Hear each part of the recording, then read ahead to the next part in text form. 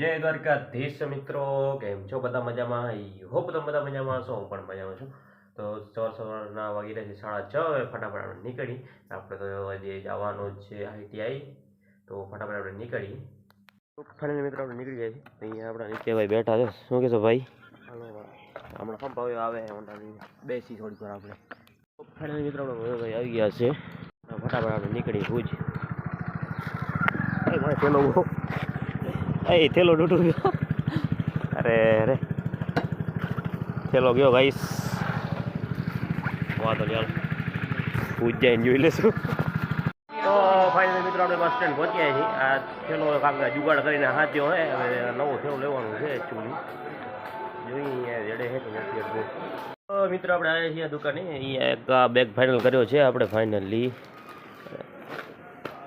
Finally મિત્રો બસ આવી ગઈ છે. ફટાફટ નીકળીએ આપણે ITI.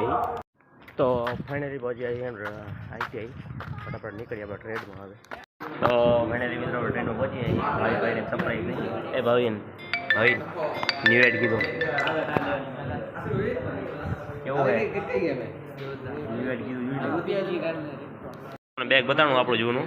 અહીંયા તૂટી ગયો હતો. અહીંયા ગાંઠ બાંધીને હાથ્યો છે એકચ્યુઅલી. મિત્રો આપણે ભાવિનભાઈ કાંક ચેલેન્જ દીધો છે. શું છે ભાઈ? રજાથી પહેલા 5 થિયરી પૂરી કરવાની. Accept challenge accepted. બતાવું કયા 61 નંબરની થિયરીમાં પહોંચ્યો હું. 61 નંબરની થિયરી પહોંચ્યો એટલે 66માં નંબરની થિયરી લખાવવું પડે, રજા પડે ત્યાં સુધી. RES શું છે ભાઈ? તો શું RES તો પગે જવાનું. ક્યાં? બસ સ્ટેન્ડ સુધી? હા ભલે લખી લઈશ.